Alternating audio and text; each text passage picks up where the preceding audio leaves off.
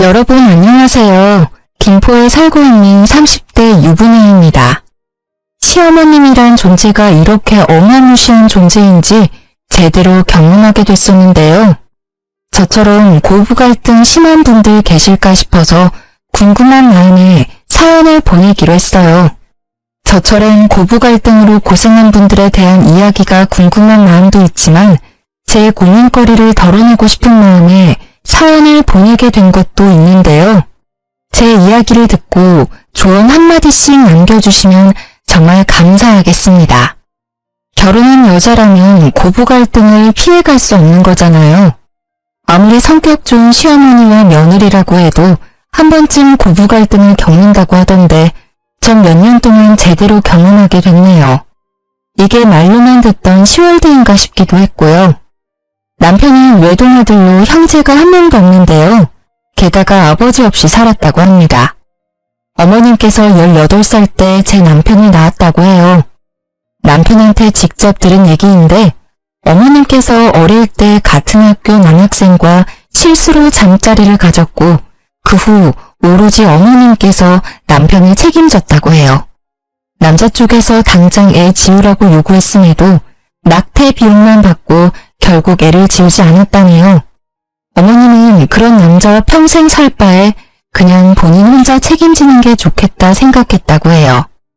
남편은 살면서 아버님을 뵌 적이 없어요. 아버님 쪽에서 남편이 살아있다는 소식을 듣고 한번 만나봤으면 한다고 말했음에도 오히려 남편이 만나고 싶지 않다고 거절한 상태였어요. 남편이 외동아들이라고 해서 엄청 곱게 자랐을 거라 생각했었는데 꼭 그렇지만은 않았어요. 오히려 남편은 의젓하고 참 착한 사람이더라고요. 남편을 보면 어머님도 참 선하고 좋은 분이겠다 싶었거든요. 전 제 시어머님 될 사람을 보고 경악을 금치 못했습니다. 혼자 아들을 키웠다고 볼 수 없을 정도로 굉장히 미인이셨고 남편 누나라고 해도 믿을 정도였어요. 아무리 남편과 18살 차이밖에 나지 않는다고 해도 이렇게 동안일 수 있는 걸까 싶더라고요.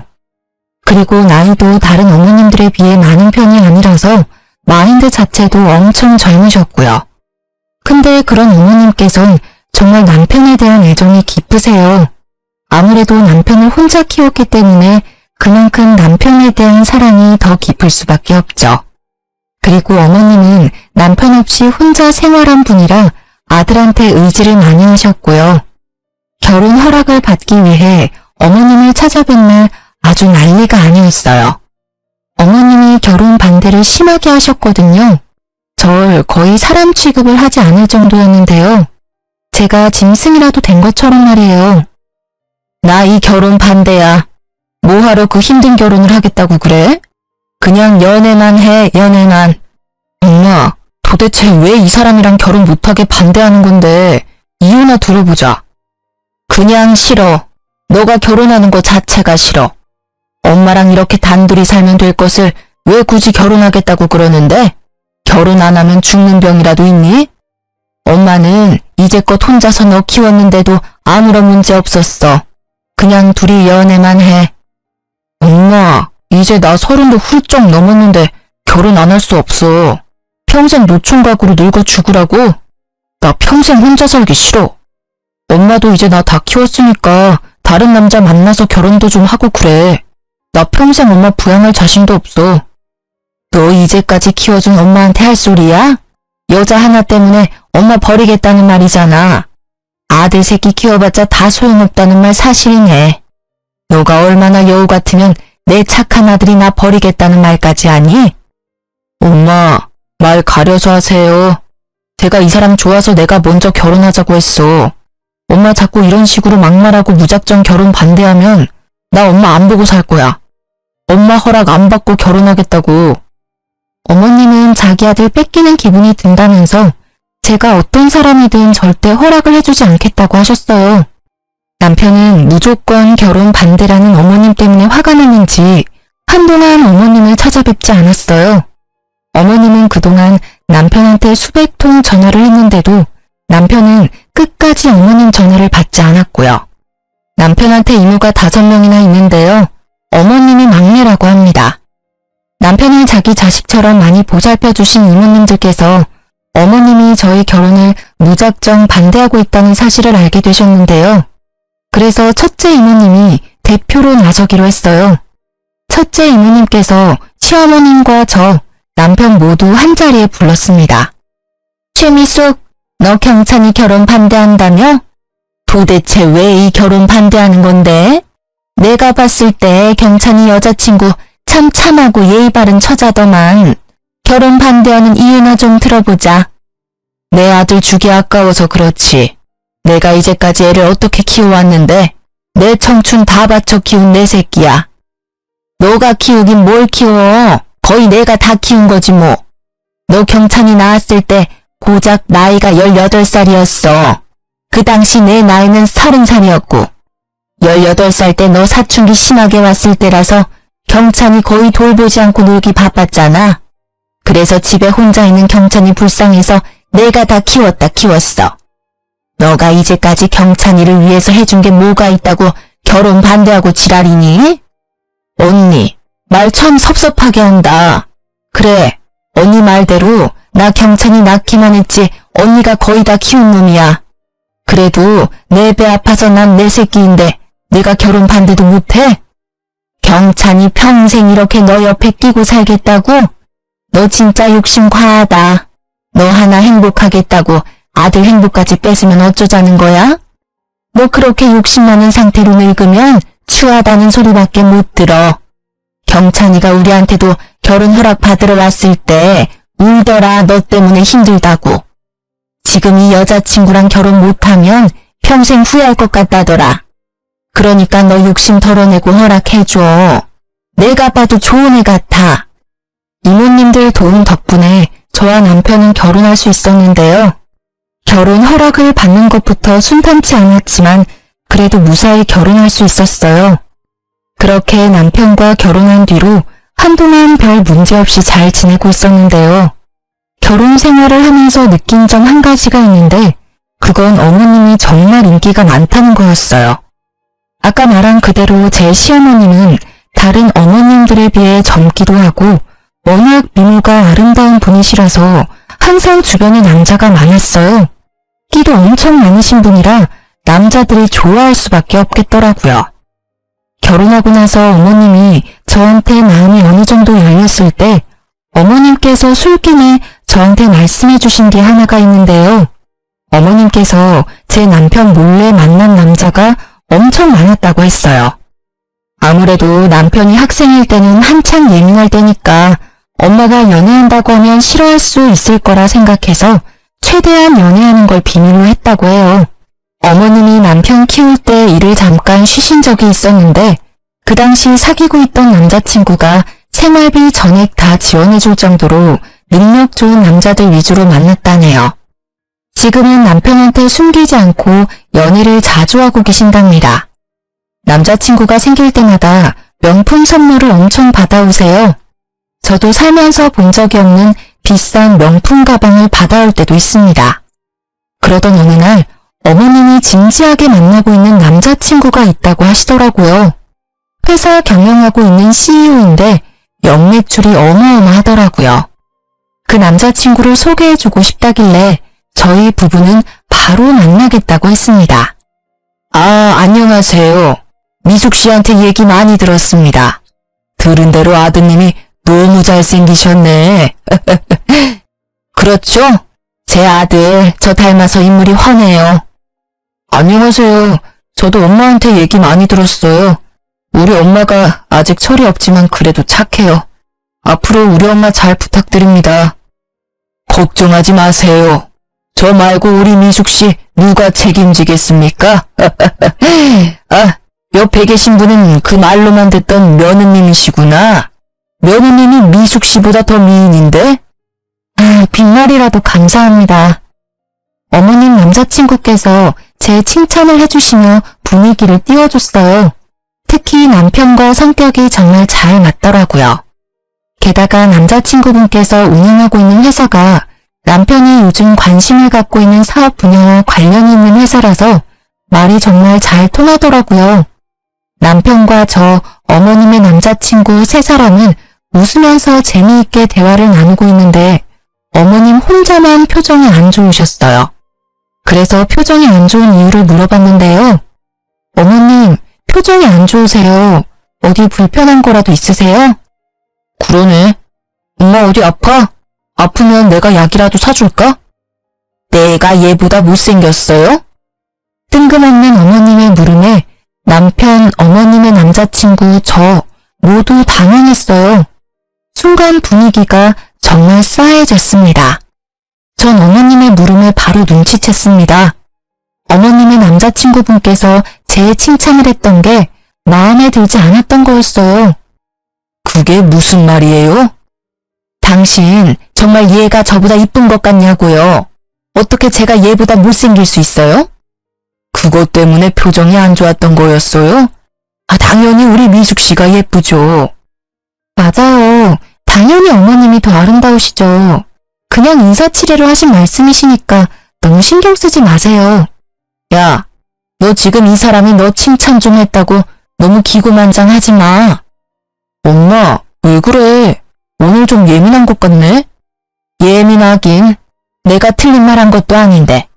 가뜩이나 얘가 내 아들 뺏어가서 그것 때문에 기분 언짢은데 이제 내 남자친구까지 뺏어갈 작정이네.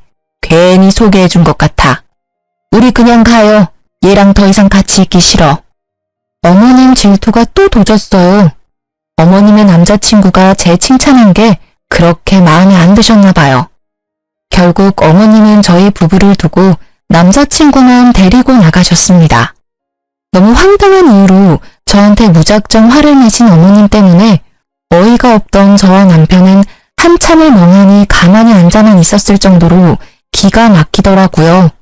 그 뒤로 제가 몇 번 전화를 했었는데 어머님이 제 전화를 끝까지 안 받더라고요.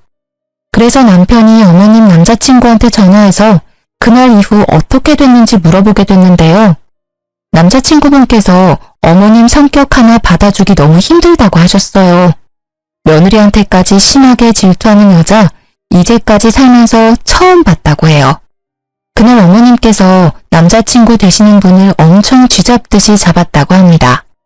이 나이에 무슨 부귀영화를 누리겠다고 얼굴만 이쁘지 질투 많고 아무것도 없는 여자를 왜 만나고 있었을까?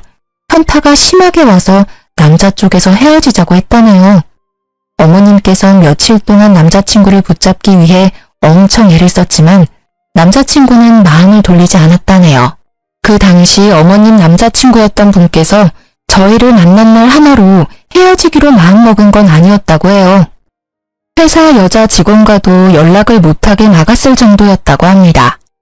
그래서 그게 쌓이고 쌓이다가 며느리한테까지 질투하는 걸 보고 있는 정 없는 정 모두 떨어져서 헤어지자고 말한 거였다네요. 근데 어머님은 그 이유도 모르고 끝까지 저 때문에 헤어진 줄로만 알고 계십니다. 이때 만나던 남자친구와 헤어지고 난 뒤 언제 그랬냐는 것처럼 다른 남자친구 만나서 연애하셨어요. 저한테 삐져있던 마음도 자연스럽게 풀렸는지 이젠 제 전화도 잘 받으시고 웃음이 많아지셨어요. 어머님이 남자친구 바뀔 때마다 저희한테 소개하고 싶다고 말씀하셨는데 오히려 저희가 거절했어요. 또다시 어머님 질투를 느끼고 싶지 않았거든요.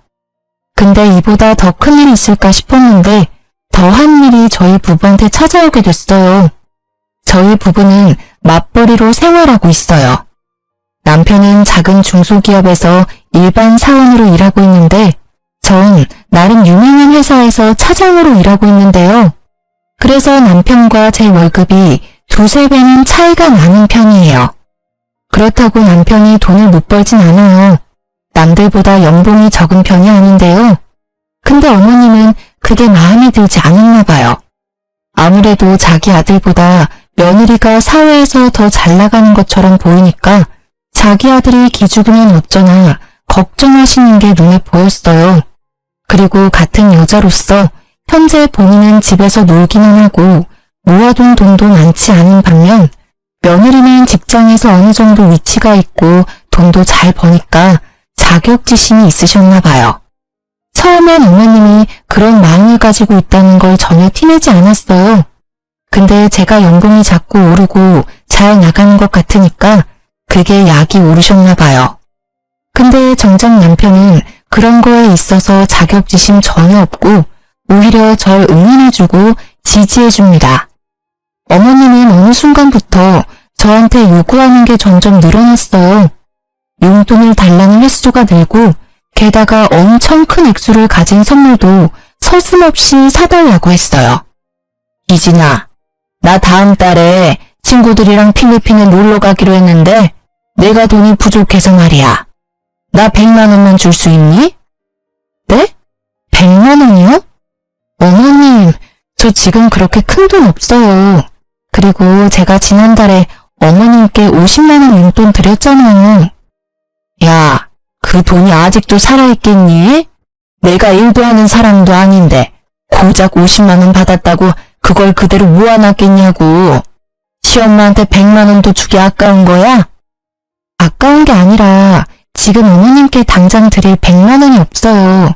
갑자기 100만 원 달라고 그러시면 어떡해요. 너 돈도 그렇게 잘 버는 애가 고작 100만 원이 없다고 하면 어떡해? 너 그 많은 월급 도대체 어디에 쓰는 거니? 아니면 있으면서 없는 척이라도 하는 거야? 돈 있으면 있는 대로 저축해요. 월급도 받으면 절반 이상 무조건 저축하고요. 한 달에 쓸 생활비만 딱 빼놓고 무조건 저축하는 습관이 있거든요. 그래서 여윳돈이 없어요. 정말이야? 너 지난번에 친정집에 이것저것 사다 주는 것 같던데? 그럼 그건 뭔데? 친정엄마가 최근에 몸이 너무 안 좋아지셨거든요. 그래서 홍삼 한약 맞춰준 게 전부예요. 저 우리 친정집에만 이것저것 해주지 않아요. 오히려 해줬으면 어머님께 더 해드렸어요. 지난번에 50만 원 드린 거 말고도 자주 용돈 드리잖아요. 작년 이모님들이랑 여행 가신다길래 500만 원 용돈까지 드렸잖아요. 근데 제가 이제껏 어머님께 해드린 게 없고 친정 부모님한테 해드렸다고만 말씀하시면 섭섭해요 정말. 그러지 말고 100만 원만 좀 줘봐. 나 이미 애들이랑 필리핀 놀러 가기로 약속했단 말이야. 아 제발. 어머님 명품백 하나 팔아서 다녀오시면 되겠네요. 그리고 지난번에 첫째 이모님께서 어머님께 용돈 주셨다면서요. 야, 주기 싫으면 주기 싫다고 말을 해.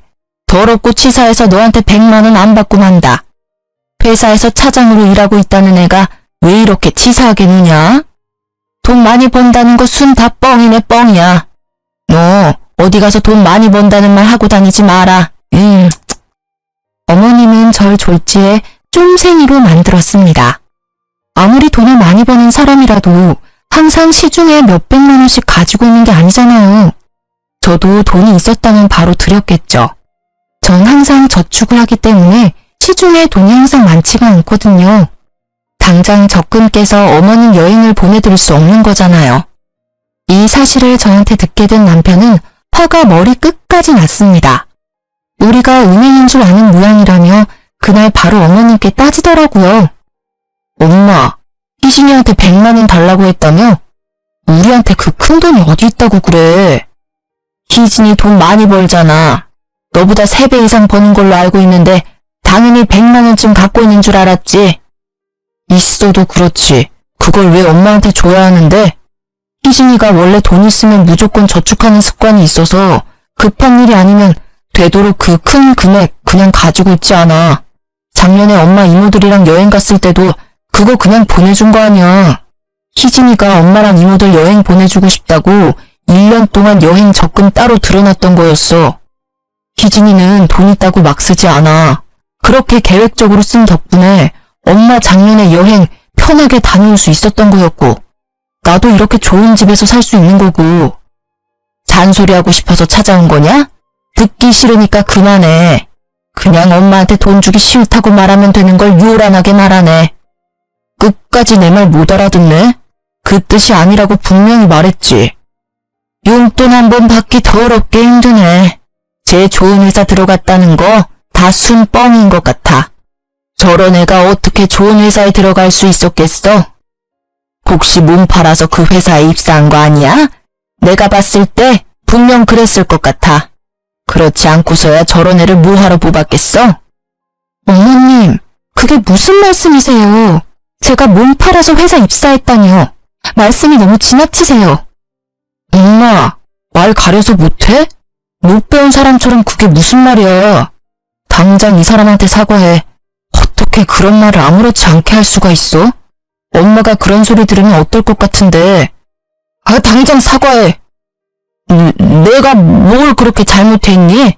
그 정도로 얘가 너무 쪼잔하니까 한 말이지. 그렇게까지 화낼 필요는 없잖아.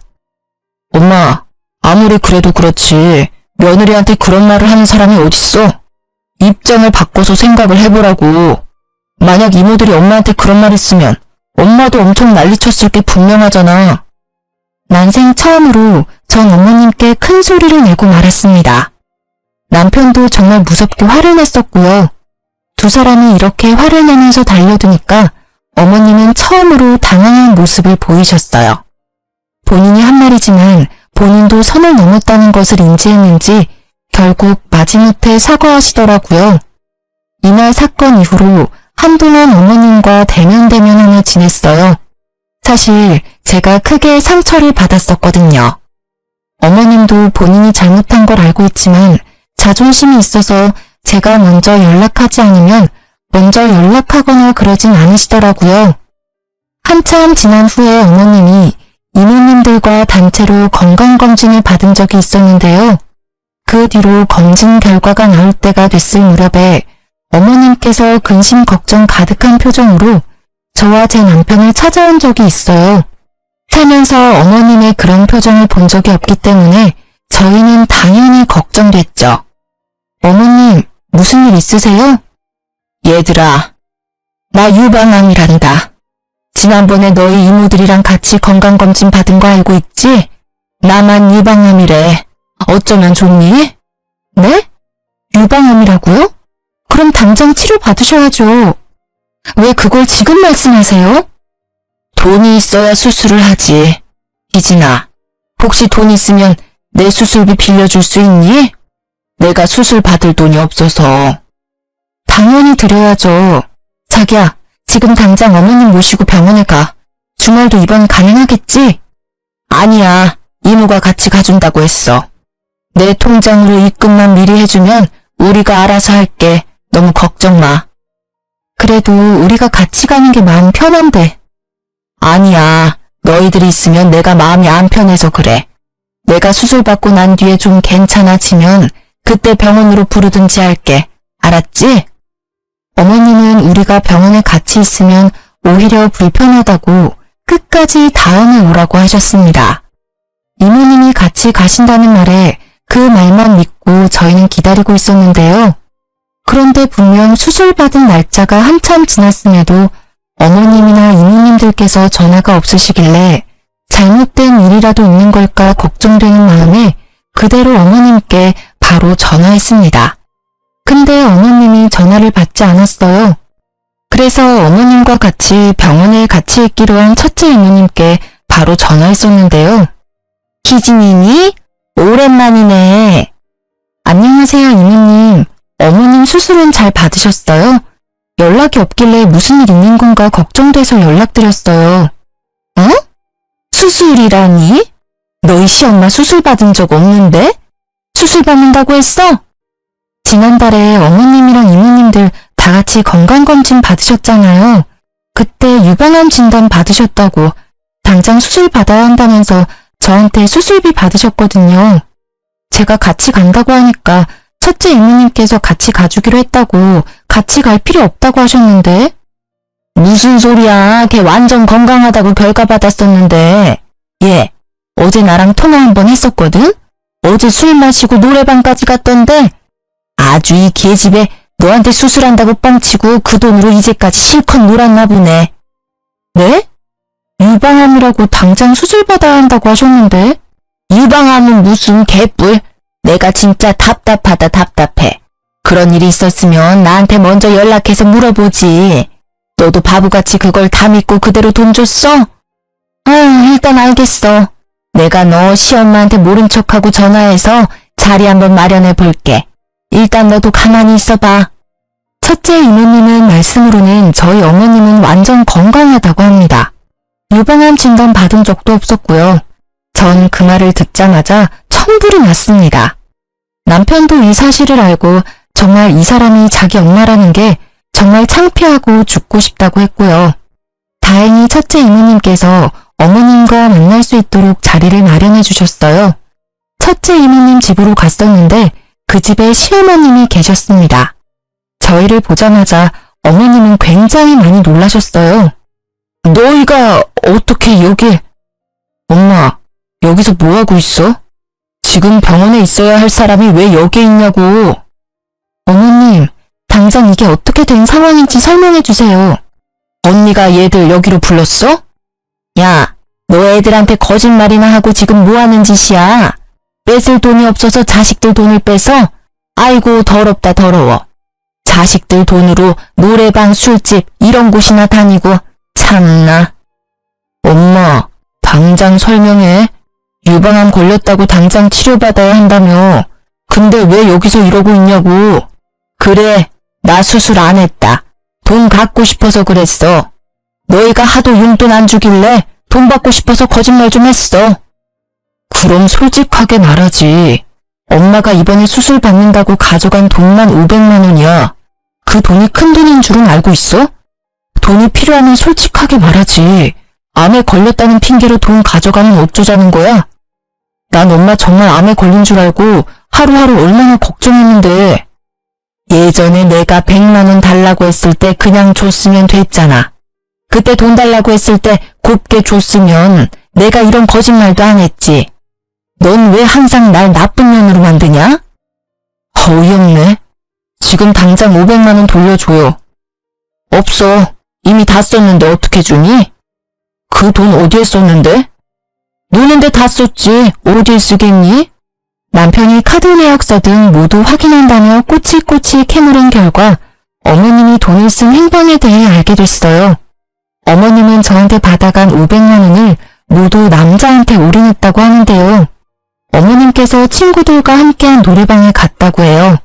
드라마나 영화에서 쉽게 볼 수 있는 노래방에서 선수 그런 일을 하는 남자를 만났다고 합니다. 그 남자는 고작 25살이라네요. 그런 남자와 놀면서 저에게 돈을 받은 지 일주일 만에 모두 다 썼다고 들었어요. 25살 남자 하나 때문에 그 많은 돈을 다 썼다고? 엄마, 미친 거 아니야? 나보다 어린 놈한테 미쳐서 500만 원을 그 자식한테... 어이없어서 말도 안 나오네.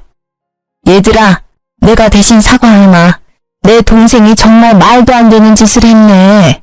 너 당장 애들한테 사과 못해? 사과 안 해. 내가 왜 사과해야 하는데? 엄마한테 그 정도는 줄 수 있는 거 아니야? 어머님, 그 돈 제 돈이에요. 어머님한테 당연히 드릴 이유는 없네요. 그 돈 당장 돌려주세요. 수술해서 그 돈 쓴 게 아니라면 당연히 돌려주셔야 할 돈 맞아요. 참나, 그 돈이 뭐라고. 그래, 내가 당장 줄게. 내가 돈이 없어서 못 주는 게 아니야. 나 이번에 새 남친 만났어. 그 남친 엄청 부자거든? 내가 지금 살고 있는 전셋집 빼서라도 갚는다 갚아. 500만 원이 뭐야? 그동안 너희한테 가져갔던 돈들 전부 갚을 테니까 앞으로 이런 식으로 사람 도둑년 취급하지 마. 정말 진심으로 반성하지 않나 보네. 엄마, 그 돈 당연히 갚아야 하는 게 맞고 앞으로 우리 볼 생각 절대 하지 마. 나 앞으로 엄마 안 보고 살래. 엄마 말대로 집을 팔아서라도 우리 돈 갚으세요.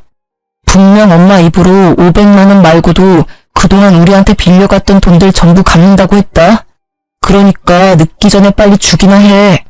어머님은 우리가 달라고 하지 않았는데도 이제껏 본인이 우리한테 가져갔었던 돈 전부를 갚는다고 하셨습니다. 남편한테 그 돈 전부 받아도 괜찮은 걸까 물어봤었는데 이제 엄마 안 보고 살 거고 어차피 남이 된 마당에 그 돈 맞는 게 맞다며 모두 받자고 했습니다. 남편은 어머님께 많이 실망하고 있는 정 없는 정 모두 떨어졌다고 하네요.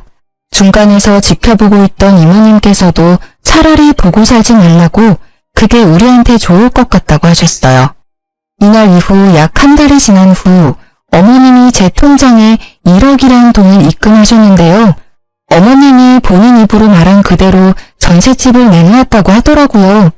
그렇게 돌려받은 전세금을 그대로 저한테 전부 주신 거였는데요. 돈이 입금된 이후 바로 문자가 왔습니다. 이 돈 받고 꺼져라. 앞으로 어디 가서 내 며느리 아들이라고 말하고 다니지 말거라. 너희 말대로 우리 앞으로 보고 살지 말자. 나도 나 지켜줄 남자 잘 만나고 있으니 너희는 평생 그렇게 쪼잔하게 잘 살렴? 이런 내용으로 문자가 왔었어요. 참 유치하기 짝이 없습니다. 남편이 이 내용 그대로 어머님께 문자 받았다고 합니다. 이모님 말로는 어머님보다 5살 많은 회사 사장이라고 하는데요. 어떤 일을 하는지는 잘 모른다고 해요. 근데 이모님들이 보기에 관상이 안 좋다고 하시더라고요. 팔뚝에 문신이 한가득 있고 게다가 건들건들하게 다니는 걸 보니 건강한 일을 하는 사람은 아닌 것 같다고 했어요. 그래도 입고 다니는 옷이나 끌고 다니는 차를 보니까 돈이 많은 사람처럼 보인다고는 했어요. 그래서 시어머님께서 전세금을 우리한테 선뜻 내준 이유가 다 있어 보인다고 해요. 그렇게 어머님과 거의 1년 가까이 안 보고 지내고 있었어요. 이모님들과는 꾸준히 연락했었고요. 아무래도 이모님들이 제 남편한테는 친어머님과 같은 분들이기 때문에 저희가 항상 감사한 마음으로 잘하려고 노력하고 있어요. 이모님들도 어머님과는 절연했어도 자기들이랑은 그럴 필요 전혀 없다고 오히려 저희를 더더욱 잘 챙겨주세요. 그런데 어머님께서 울면서 저희한테 찾아온 적이 있었는데요. 거의 1년 만에 어머님을 뵀던 거였어요. 갑자기 찾아온 어머님 때문에 저희는 엄청 당황했었는데요. 얘들아, 오랜만이다. 1년 만에 갑자기 찾아와서 놀랬지? 무슨 일로 여기에 오셨어요? 저 어머님이랑 할 말 전혀 없는데요. 그래, 당연히 너 입장에선 내가 꼴도 보기 싫은 게 당연하다. 그래도 내가 너희한테 사과하고 싶어서 얼굴에 철판 깔고 찾아왔다. 늦었지만 내 사과 받아줄 수 있겠니? 왜 이제 와서 사과하세요? 부자 남자친구 만났다고 더 이상 우리 필요 없다고 말씀하신 분이 어머님이셨어요. 사실 나 갈 곳이 없어. 한동안 모텔에서 지내긴 했었는데 여자 혼자서 모텔에서 지내려고 하니까 좀 무섭기도 하고 돈도 돈대로 나가서 결국 너희한테 염치 없이 이렇게 찾아왔네. 어머님, 저희 어머님 사과 받아줄 생각 죽어도 없고 앞으로 이렇게 찾아오는 일 절대 없었으면 해요. 당신 생각은 어때? 나도 그렇게 생각해. 엄마, 아니, 아주머니, 당장 나가주세요. 남자한테 눈 멀어서 우리 필요 없다고 말한 사람이 아줌마였어요. 돈 많은 남자친구는 어디에 두고 왜 저희한테 찾아오신 거예요? 본인 집까지 팔아서 그 돈 저희한테 전부 줄 때는 언제고. 나 사기당했다. 지금 그 새끼 때문에 내가 이렇게 됐다고. 나 너무 힘들어. 이럴 때 생각나는 사람이 너희들 뿐이라서 용기 내고 찾아왔어. 아줌마가 사기를 당했든 뭘 했든 그 사연 들어주고 싶지 않아요. 당장 이 집에서 나가주세요. 돈이랑 남자한테 눈 멀어서 간 아줌마랑 더 이상 엮이고 싶지 않다고요.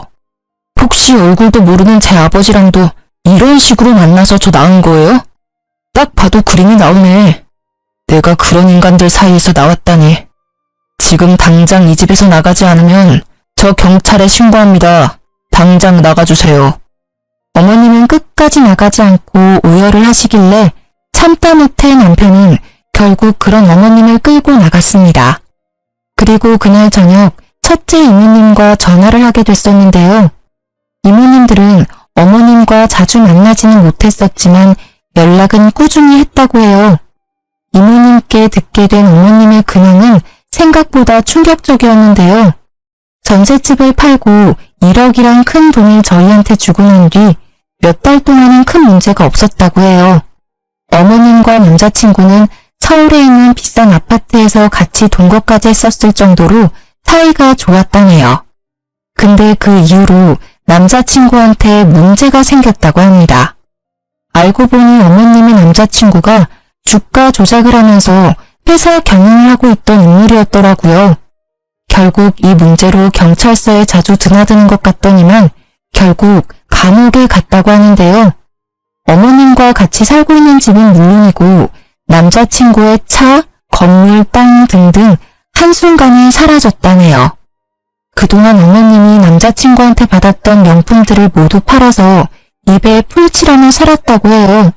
그 돈이 모두 떨어져 결국 저희한테 찾아왔다고 합니다. 명품들 모두 판 돈까지 전부 다 썼으니 땡전 한 푼 없는 거지가 된 꼴이죠. 저희가 받아주지 않은 뒤 어머님은 이모님들 집에서 돌아가며 지내고 있다고 해요. 처음에는 첫째 이모님 집에서 6개월 정도 살았는데 그동안 생활비 한 푼 내지 않고 집에서 빈둥거리니까 첫째 이모님이 그 꼴이 보기 싫어서 내보냈다고 들었어요.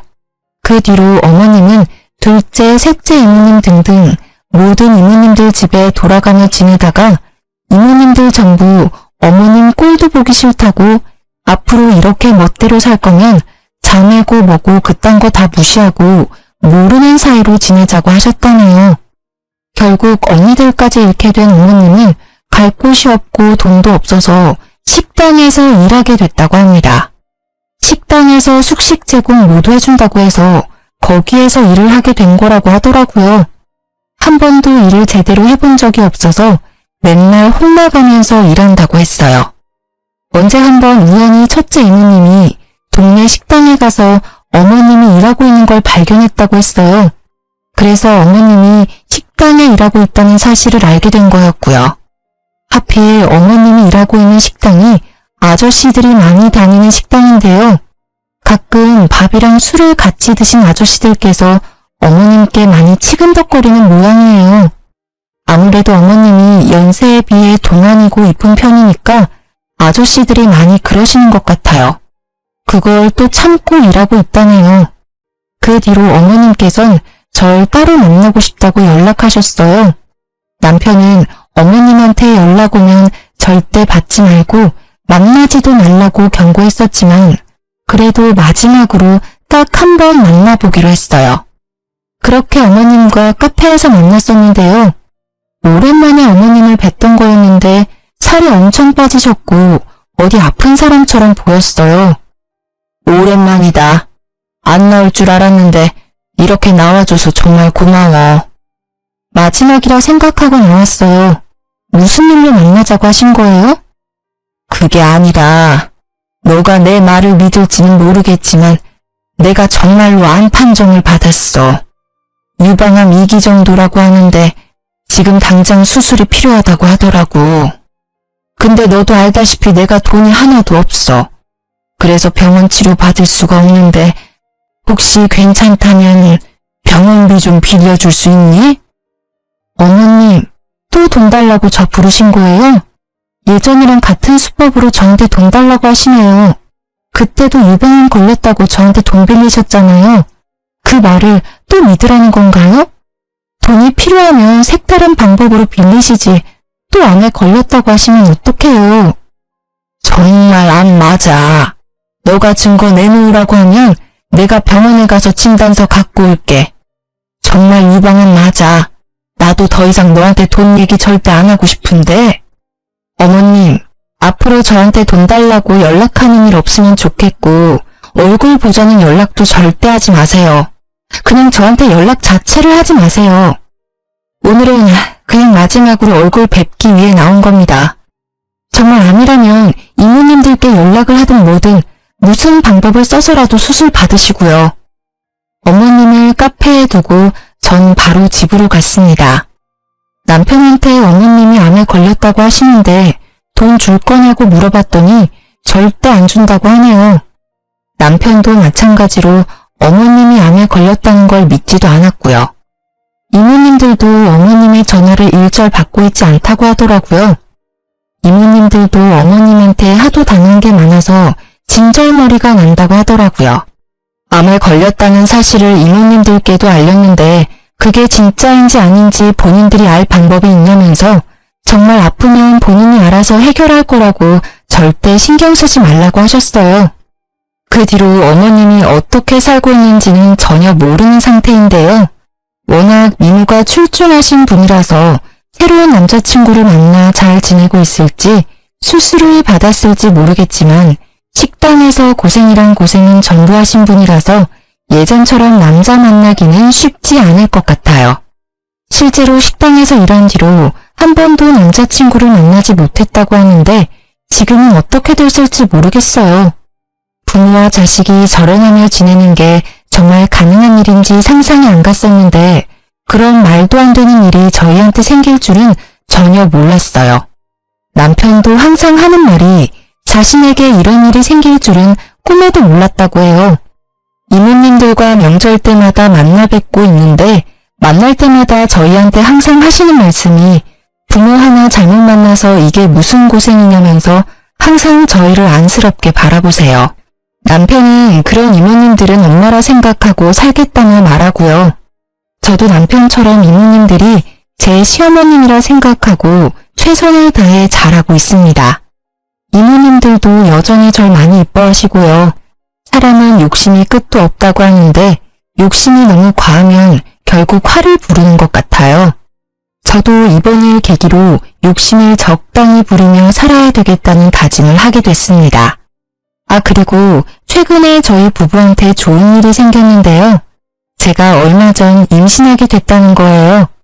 이제 한 달 조금 넘은 상태라 한창 조심해야 할 때입니다. 예전에 임신하고 싶어서 엄청 노력했었는데 임신이 안 됐었거든요. 근데 요즘 몸과 마음이 다 편해서 그런지 임신이 바로 돼버렸어요. 그리고 남편도 회사에서 일을 잘한 덕분에 연봉도 쑥쑥 올랐고 조만간 승진도 가능하지 않을까 싶어요. 그리고 저희는 아기가 생긴 김에 조금 더 넓은 집으로 곧 이사할 예정이에요. 요즘 좋은 일이 차례대로 진행되고 있어 정말 행복해요. 어머님과 그런 일이 있게 된 건 정말 안타까운 일이지만 그 일이 해결된 이후로부터는 저희 부부에게 좋은 일만 가득 생겼습니다. 고부 갈등은 살면서 해결할 수 없는 숙제라고 하잖아요. 결혼하기 전까지 크게 와닿는 부분이 전혀 없었는데 이번 일을 통해서 그 말이 정말 맞다는 것을 제대로 경험했습니다. 전 딸 같은 며느리, 친정엄마 같은 시어머님, 그런 말 절대 믿지 않습니다. 저와 마찬가지로 유부녀라면 다들 믿지 않으실 거예요. 시집간 친구들도 현재 고부 갈등으로 엄청 고생하고 있어요. 그 친구들이 하는 말이 제가 정말 부럽다고 합니다. 시어머니 때문에 받을 스트레스를 이제 더 이상 받지 않아서 좋겠다면서요.